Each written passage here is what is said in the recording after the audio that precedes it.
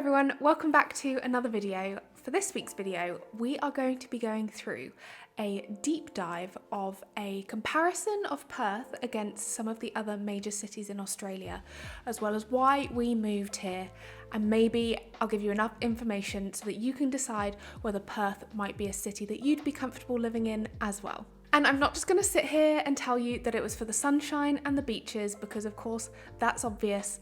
I've got real world statistics, I'm going to share a bit of our story, and as I say, hopefully I'll be giving you enough information so that you can make a decision for yourself.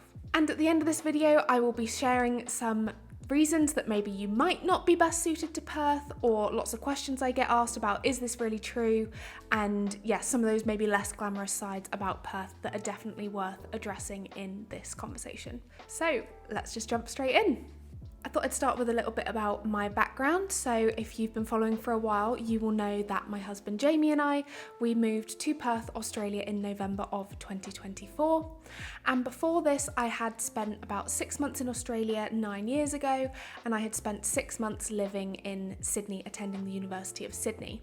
And during that time, I got to go to Sydney and Melbourne, and since we've been back this time, I've been to Brisbane, Sydney, Melbourne, and of course, spent lots of time in Perth. So whilst I haven't spent a huge amount of time in other cities, I think I've now seen them all for myself to know that actually Perth really is the city for us.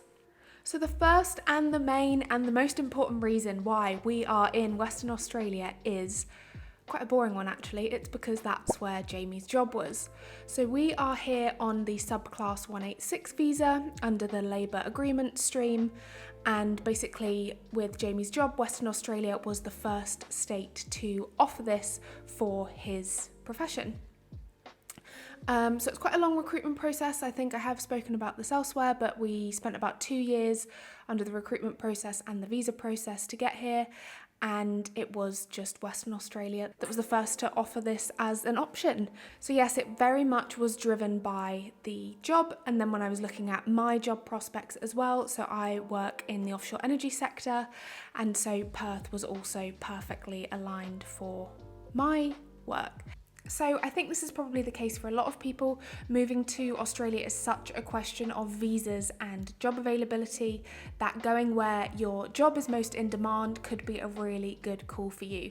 And as I was doing some research for this video, I actually came across the government of Australia's job and skills atlas, and this is quite cool. It kind of gives you an overview of what the different employment rates look like in the different states, and then it also has this kind of tool for each occupation where you can type in your occupation. Say if you're a registered nurse, you could type this into the search box, and then it will actually show you which areas have the most vacancies for your role.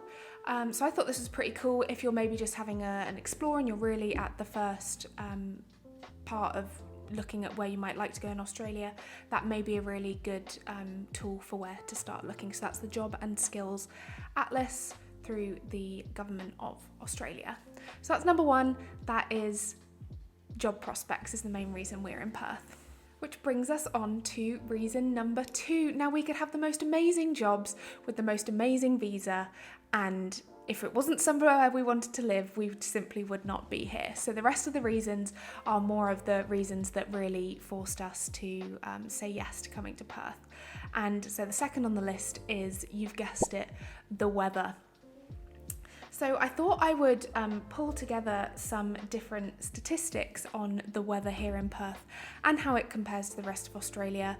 Now, the Perth weather isn't for everyone, but as I say, I'd like to show you some of the data that will let you decide for yourself. So here I've got the some weather data that I've pulled off the Bureau of Meteorology, the BOM website, and I've pulled it for the middle of winter, so July, and the middle of summer, so January. And we've got average rainfall, maximum temperature and minimum temperature across both of those, across a few different cities here. I'm not going to read you out every single number. So if we look at Perth, Perth has in the summer quite low rainfall, only 18 millimetres, and then quite high temperatures, a daily maximum average, an average daily maximum of 31 degrees.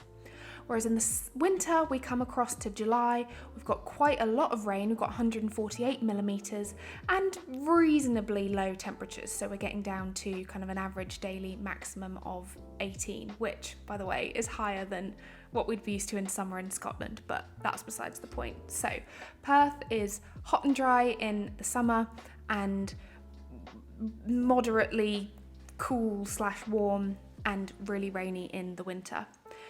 Now, Sydney and Melbourne, I'm kind of going to lump together because their rainfall, if you look at January and July, their rainfall is actually quite consistent, not much variation between summer and winter. And then their temperatures are ranging from, again, they're quite similar, 27, 26 during the summer, and then they're going down. Melbourne is a bit cooler than Sydney in the winter. So pretty consistent rainfall year round, and then still those high temperatures and slightly lower temperatures in the winter. That's Sydney and Melbourne. And the last one I'm going to come to is Brisbane, which has quite a lot of rain in the summer and high temperatures up to 29. And then the rain drops off in the winter and you're looking at kind of 46 millimetres and probably the warmest of all the winter temperatures at 21. So if I was to broadly categorise the climates, we've got a kind of Mediterranean climate here in Perth that is dry, hot summers and cool, rainy winters. We've got kind of a temperate climate of Sydney and Melbourne, which is fairly consistent rain year round, slightly hotter in the summer and cooler in the winter. And then Brisbane really has that tropical climate. Summers are humid, they're rainy, they're hot, and the winters are cooler and drier. So whilst I'm biased, I love the hot, I love the sunshine, I love the dry heat here in Perth. I could never get enough of it. It could be 35 degrees and sunny all year round and I'd be happy. That's not for everyone, so hopefully that information maybe lets you have some insight into what the climates look like in the different cities. And then with that, I'm just going to group these together, but comes all of the amazing beaches that Perth has. And that's the beaches close to the city, such as Cottesloe and Scarborough, but also all of the beaches right down to Esperance and then up to the Ningaloo. WA is just one massive, gorgeous coastline. I think I could explore it for the rest of my life and never get bored of the beaches here. So the dry, hot summers and the beaches go hand in hand to mean that I think the Perth climate is the best in Australia for us. So next on the list is something that we really like about Perth, and that is its proximity to the UK. Bit of a practical one this, but when we were moving to the other side of the world and potentially dealing with, feelings of isolation and being really far away from our family and friends, the fact that we could, hop on a plane and be a direct flight back to London was actually a big bonus for us. So Qantas at the moment do I believe it's a 17 or 18 hour flight direct from Perth back to London.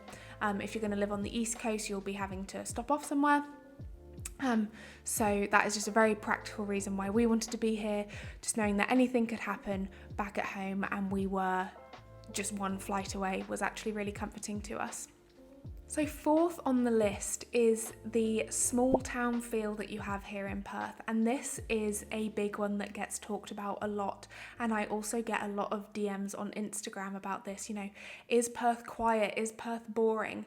And for us, Perth really is the best of both worlds. So it is a big city. It's got, I think, close to 2 million people.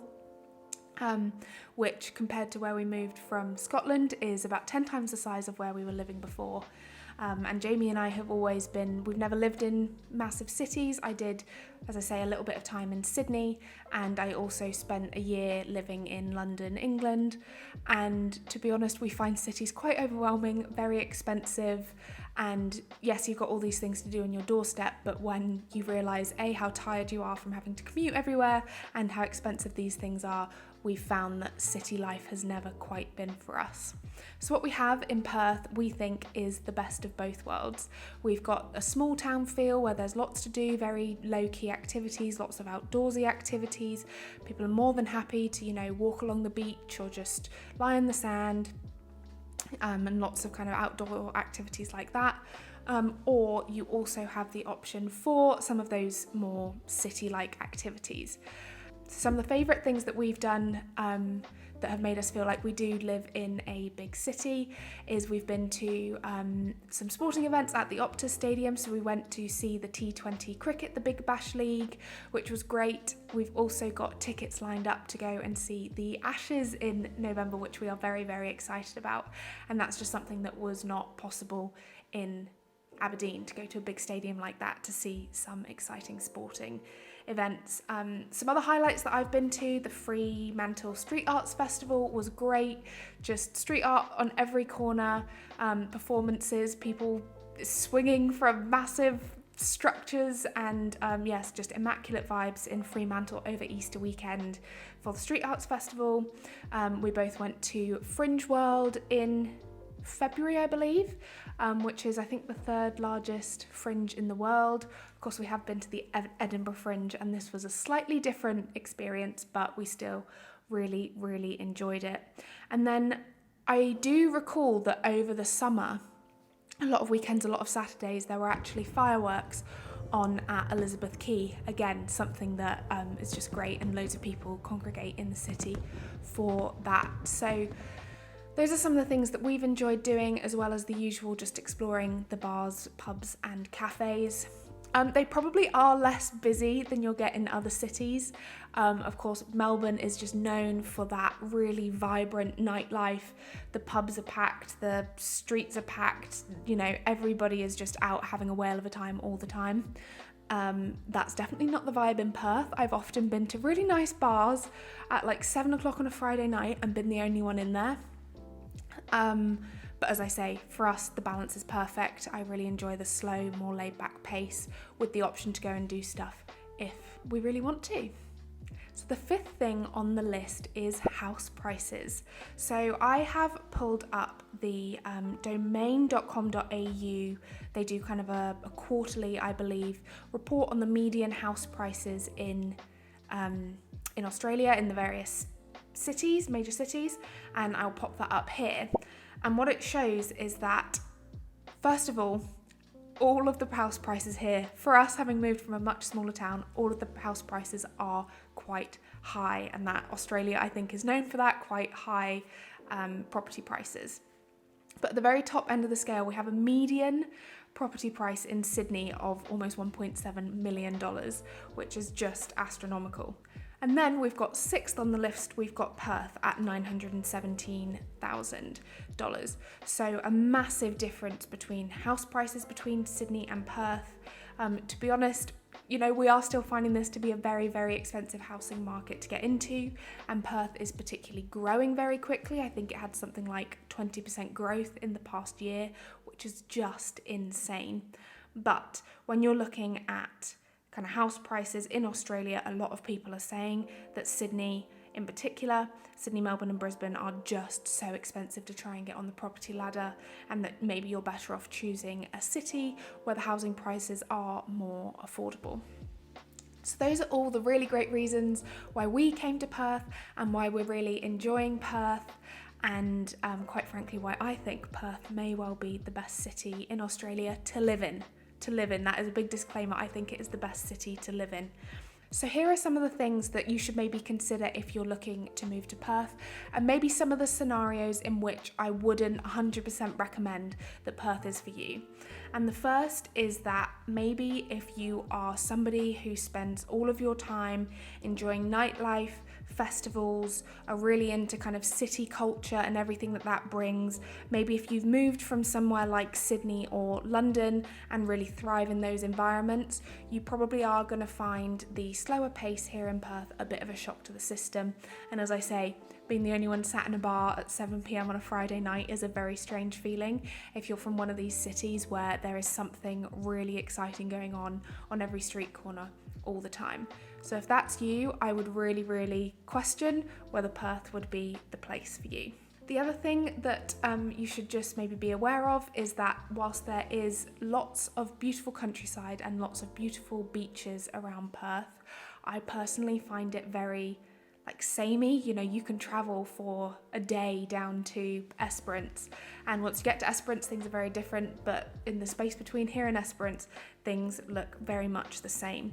Whereas if you go to Sydney, for example, the difference between Byron Bay, the Blue Mountains, Bondi Beach, and then you've got the main city like Circular Quay and the Opera House. The difference between those environments is absolutely massive. So you can actually get quite a bit of variety in kind of exploring. That's not the case here in Perth, and again it ties into that more laid back lifestyle. You really don't need to be exploring somewhere different all the time when you've just got the most perfect laid back beaches on every street corner basically. And I'm big on adventure. I'm always looking for the next mountain to climb, the next ocean to swim in, etc. I have found the kind of lack of variety a bit of an adjustment, but honestly, I really don't think it's impacted us that much. I just think it's something to be aware of. And the final thing that I just wanted to mention in terms of things to consider is accessibility. So again, if I were to compare Western Australia to New South Wales, in New South Wales you've got trains out to the Blue Mountains, up to Byron Bay, you know, you can even get a train all the way to Brisbane, and you can really make the most of the public transport. And I lived in Sydney for 6 months and visited recently without a car and got on absolutely fine. Now that is possible in Perth, but I really think you see the best of Western Australia if you've got a car, and particularly a 4-wheel drive car. Some of the best days that we've had, you know, we're not crazy 4-wheel drivers, we are probably going on roads that you can get down with 2-wheel drive, but even just having the freedom of, you know, going to Esperance, driving along the beach, you really do see the best of Western Australia from the car. And we do have a couple of friends without vehicles, and I really feel like they are just missing the best of the state and the reason why you'd want to come and live here. The beaches in the city are beautiful, but there is just something about those remote, untouched beaches that you can get to if you kind of venture outside of the city that really, really make this place magical. So I thought I would end with giving you a bit of a summary of the 4 major cities in Australia. So that's Sydney, Brisbane, Perth and Melbourne, and giving you the 3 words that I think best describe those cities. So we'll start with Sydney, which I think is busy, iconic and the Blue Mountains. Brisbane for me is tropical, calm and has rainforest close by, so tropical, calm and rainforest. Melbourne is vibrant, its culture and its variable weather. And Perth is sunshine, beaches and laid back. So hopefully that has given you a bit of insight into why we chose Perth, and maybe why Perth may or may not be the right city for you. Now I'd love to know, if you live in Western Australia, if you live in Perth, why you think it's the best city in Australia and why you moved here. Put your answers in the comments and really help other people who are maybe looking at moving to Perth. Otherwise, please like and subscribe to the channel, it really helps. And otherwise, I will catch you in the next video. Bye!